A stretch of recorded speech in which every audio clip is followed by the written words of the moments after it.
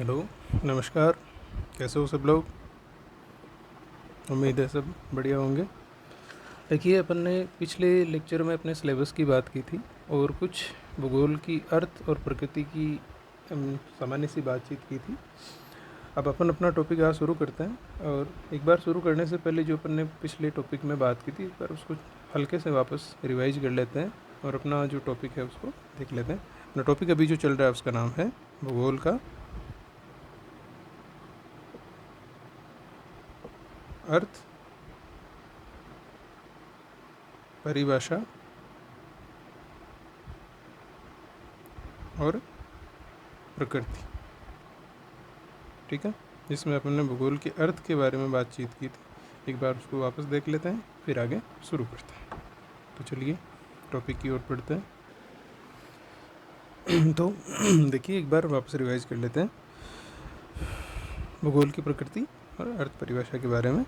तो पहले सामान्य बात करें तो भूगोल के बारे में जो अपन जितना जानते हैं कि भूगोल का प्रत्येक जीव जंतु, मानव, वनस्पति या कोई भी प्राकृतिक या अप्राकृतिक घटक है जो धरातल पर पाया जाता है, प्रकृति में पाया जाता है, वो सभी किसी न किसी रूप में भूगोल से हमेशा से ही संबंधित रहे हैं और ये बिना भूगोल या भौगोलिक तत्वों के संपर्क के अपना अस्तित्व नहीं रख पाते हैं। तो देखिए, इसी संदर्भ में अपन बात करते हैं भूगोल का प्रभाव मानव, जीव जंतु, पादप आदि सभी पर जीवन के प्रारंभ से लेकर अंतिम समय तक बना रहता है। मतलब जब से उनका जीवन शुरू होता है तब से लेकर जीवन की समाप्ति के बाद भी अपन ये कह सकते हैं कि भूगोल उनसे संबंधित रहता है, भूगोल उनके साथ क्रियाएं करता है, क्योंकि हमारे जीवन का प्रत्येक पहलू भौगोलिक तत्वों के साथ अंतर संबंधित होता है। कैसे? जीवन के प्रत्येक पहलू की अगर अपन बात करें तो अपन इसका उदाहरण केवल मानव और जीवों को लें तो ही अपन इस तर्क की बात कर लेते हैं कि मानव जब से जन्म लेता है और जब तक उसकी अंतिम सांस रहती है तब तक वो जो भी क्रियाएं प्रकृति में करता है उन सभी का संबंध भूगोल या भौगोलिक तत्वों से रहता है। वो चाहे कृषि कार्य कर रहा हो, चाहे वो कोई उद्योग लगा रहा हो, चाहे वो कोई परिवहन संबंधी कार्य कर रहा हो, चाहे वो खनन संबंधी कार्य कर रहा हो, चाहे वो तृतीयक क्रियाएं जो सेवाओं को समर्पित क्षेत्र है उसमें संलग्न हो, वो किसी न किसी रूप में भौगोलिक तत्वों से अपना संपर्क है वो हमेशा बनाए रखता है। ठीक है, आगे बात करें।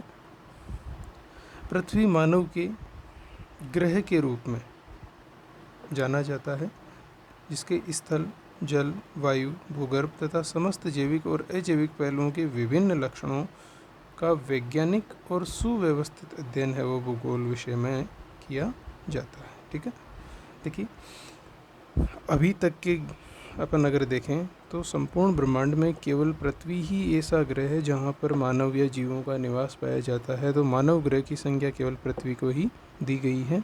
इसके अलावा कोई भी वर्तमान समय में ऐसा ग्रह नहीं है जिसको अपन मानव निवास के लिए उपयुक्त स्थान बता सकें।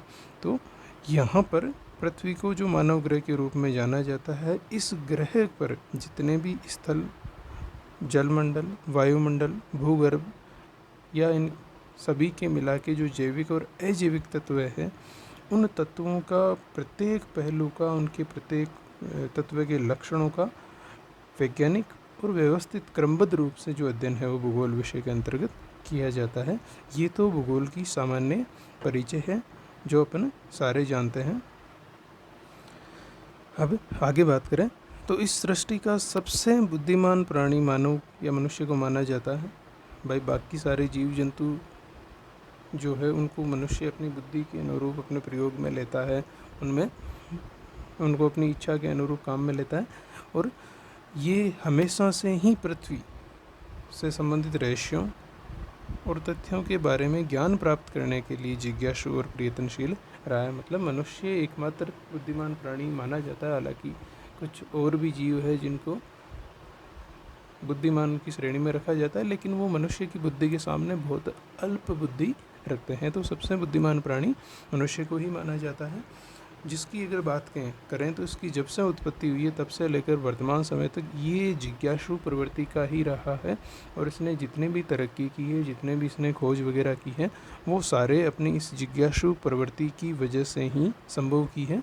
तो ये प्रारंभ से ही इस रहस्यों को और तथ्यों के बारे में जानने के लिए उत्सुक रहा है।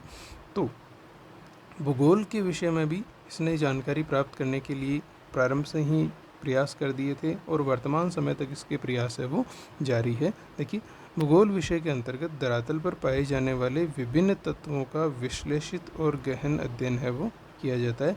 ये बात किस संदर्भ में है कि अपन भूगोल की बात करें, भाई सामान्य रूप में अगर किसी को कहा जाए कि भूगोल क्या है, तो सारांश या अपन एक शब्द में गए तो भूगोल विषय क्या है, धरातल पर जितने भी प्रकार के जो तत्व पाए जाते हैं उनको विश्लेषित और गहन अध्ययन करने का एक विषय है, जिसकी विस्तृत चर्चा अपन परिभाषाओं में करेंगे, क्या है कैसे है।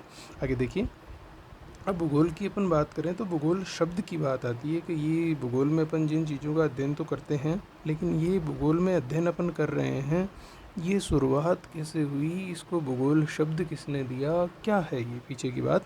तो अपन इसके इतिहास की छोटी सी बात कर लेते हैं। देखिए, प्राचीन यूनानी विद्वान हुए थे एक, जिनका नाम आप सबने सुना होगा, एरेटोस्थनीज। इन्होंने सबसे पहले भूगोल विषय को धरातल के विशिष्ट विज्ञान के रूप में मान्यता प्रदान की थी।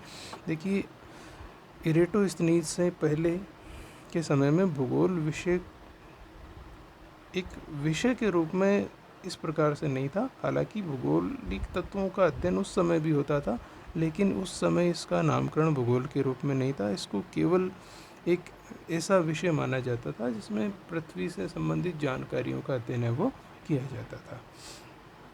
लेकिन एरेटोस्थनीज ने इसको सबसे पहले क्या है, भूगोल के रूप में या एक धरातल का अध्ययन करने वाली एक विशिष्ट शाखा के रूप में प्रतिष्ठित करवाया। और इन्होंने ही भूगोल के लिए सबसे पहले जियोग्राफिया शब्द का प्रयोग किया था। इन्होंने एक अपनी पुस्तक लिखी थी जिसमें इन्होंने जियोग्राफिया शब्द का प्रयोग है वो भूगोल के लिए किया। और यही पहले व्यक्ति थे जिन्होंने भूगोल के लिए ज्योग्राफी शब्द का प्रयोग किया, या ज्योग्राफी शब्द का प्रयोग करने का श्रेय इन्हीं को जाता है। ठीक है। तो एरेटोस्थनीज ने भूगोल के लिए सबसे पहले जियोग्राफी शब्द का प्रयोग किया। लेकिन अब इस ज्योग्राफी शब्द की बात करें अपन, तो वर्तमान समय में अगर देखें तो इसका अस्तित्व कैसे आया। एरेटोस्थनीज ने जो शब्द प्रयोग किया था वो जियोग्राफिया था, और उनकी पुस्तक का नाम भी जियोग्राफिया था, जिसमें इन्होंने भूगोल के लिए शब्द प्रयोग में लिया। लेकिन ये जियोग्राफिया से जो ज्योग्राफी शब्द बना, इसकी अपन बात करें तो देखिए, ज्योग्राफी जो शब्द है, ये ज्योग्राफी शब्द दो शब्दों से मिलकर बना हुआ है। एक है जियो, दूसरा है ग्राफिया। ठीक है, जिसमें जियो का दो शब्दों से मिलकर बना है, जिसमें जियो शब्द का अर्थ होता है पृथ्वी और ग्राफिया का मतलब होता है वर्णन करना। ठीक है, अर्थात पृथ्वी का वर्णन करना ही जियोग्राफी या भूगोल का शाब्दिक अर्थ होता है। अगर देखिए सारांश में कहें तो ज्योग्राफी शब्द क्या है, ग्रीक भाषा के जियोग्राफिया से बना हुआ है।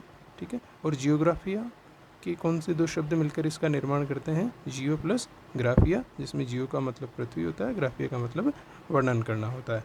और दोनों का मिलाकर शाब्दिक अर्थ अगर देखें तो जियोग्राफिया शब्द का मतलब है पृथ्वी का वर्णन करना। ठीक है, अब देखिए, भूगोल शब्द की उत्पत्ति की अगर अपन बात करें, जो अपन बात कर रहे हैं जियोग्राफिया की, तो भूगोल शब्द की उत्पत्ति वर्तमान समय से अगर अपन देखें तो 2300 वर्ष पुरानी है। 2300 वर्ष पहले मिस्र की एक लेब है, वेधशाला अलेक्जेंड्रिया में स्थित, वहाँ पर इस शब्द का प्रयोग है वो जियोग्राफिया के रूप में एरेटोस्थनीज ने किया था। ध्यान रखिए, भूगोल शब्द का प्रयोग उन्होंने भी नहीं किया था, जियोग्राफिया शब्द का प्रयोग इन्होंने 2300 वर्ष पूर्व किया था। इसके पश्चात अगर अपन बात करें तो भूगोल विश्व स्तर पर विज्ञान के पृथ्वी के विज्ञान के रूप में या पृथ्वी का अध्ययन करने वाला एक वैज्ञानिक विषय के रूप में प्रतिष्ठित हुआ। ठीक है, अब बात करें अपन भूगोल की, तो भूगोल क्या है। भूगोल पृथ्वी तल का अध्ययन करने वाला एक विषय है, जिसमें जहाँ पर मनुष्य निवास करता है, जिस पृथ्वी पर, वहाँ के भौतिक पर्यावरण, जैविक संसाधन और उन क्षेत्रों में जहाँ मानव निवास कर रहा है, उन क्षेत्रों में पाई जाने वाली अपनी क्षेत्रीय विविधताओं और उन विविधताओं का उस क्षेत्र के जो स्थानीय जो अन्य स्थान है या वो खुद क्षेत्र है, वहाँ के तत्वों और उसके समीपवर्ती या दूरवर्ती जो अन्य स्थान है, उनके साथ में जो संबंध है, उनका अध्ययन मानवीय परिवेश के संदर्भ में, मतलब मानव को आधार मानते हुए, मानव की इच्छाओं, मानव की उपयोगिता, मानव के परिवेश, इन सभी को आधार मान के किया जाता है। ठीक है।